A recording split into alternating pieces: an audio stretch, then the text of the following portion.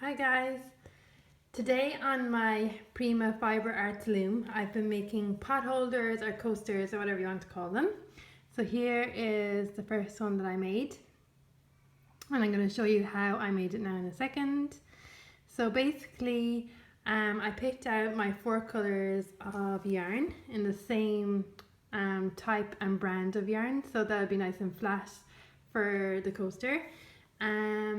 I just cut random lengths, so you can see them here, and just mix them up. Not too short, not too long, kind of pieces of each colour. I cut a few pieces of each colour randomly, and now I'm just weaving them into my weaving here, as you can see. And this is one I finished. So they're just different lengths and thicknesses, but they all match together nicely. I think it turned out really cute. So so basically you want to use all of the same type or weight of yarn so that it'll all be nice and flat when you're finished, and not like thicker and thinner and be up and down wavy, especially if you're using it as a coaster. You want it nice and flat.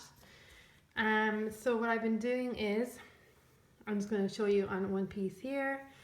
I've been trying to weave them in without leaving tails hanging down behind like you normally would in a weaving. So I've been just pulling them through right until the end is just in the weaving. I'm trying to zoom in so you can see that. So the tail is just held on. I'm going to move them. So you can see it's just under here, because I want it nice and flat in the background.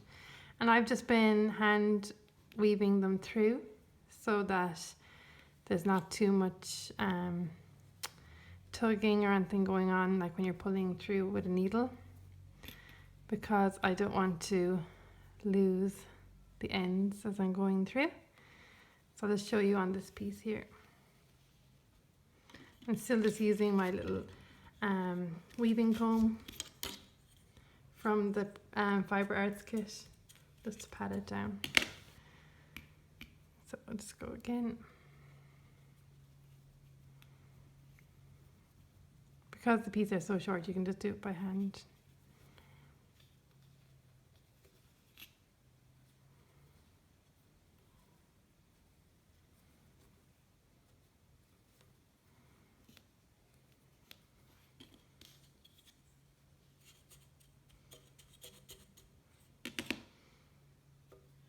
And come back to the end here again.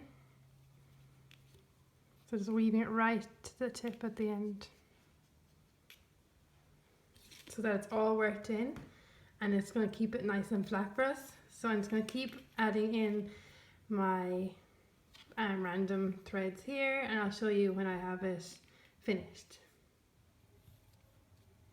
So I finished my weaving section of the coaster. I forgot to say that I have 18 warp threads going across on the Prima Fiber Arts loom, this guy. And there's all my random threads going through. And because I pulled them right through on this, like on the example one I have here, you can see it's so flat on the back. I didn't have to tuck anything in. And I think it will last okay like this. So now what I'm going to do is take it off the loom. Also, I measured it roughly width-wise. They're both about 5.5 inches, just because you want it sort of square, not perfectly square, but sort of square when you're using it as a coaster, and because I want them to be matching.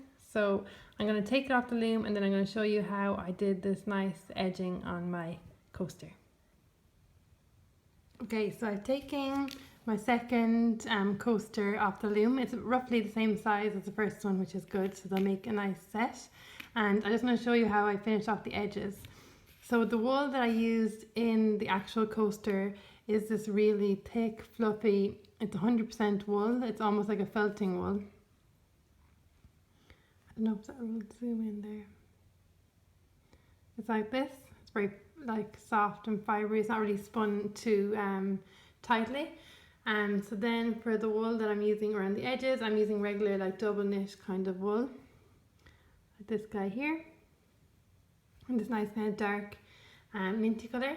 And I'm just doing a blanket stitch. Now I'm not very good at stitching or anything like that. So, but this is how you do it. So you just bring your needle through from whichever side. For me, it's coming through from the back side, and pull your wool all the way through, almost to the end. So it's like this, but before you pull it all the way through, just pass your needle under that loop and pull, pull, pull. It's a long piece because I'm at the start. Oh, I'm losing myself. Okay, like that. So I'll show you again. So coming through from the back, then pull, pull, pull all the way through. Leave a loop, pass through the loop in the direction that you're going, and pull, pull, pull all the way back again. So it gives you this nice kind of edge. So I'll continue doing that now all the way around, and I'm back to show you my completed set of coasters. I'm back, guys, with my finished coasters. So I was trying to think of something fun just to finish them off, a little Prima touch.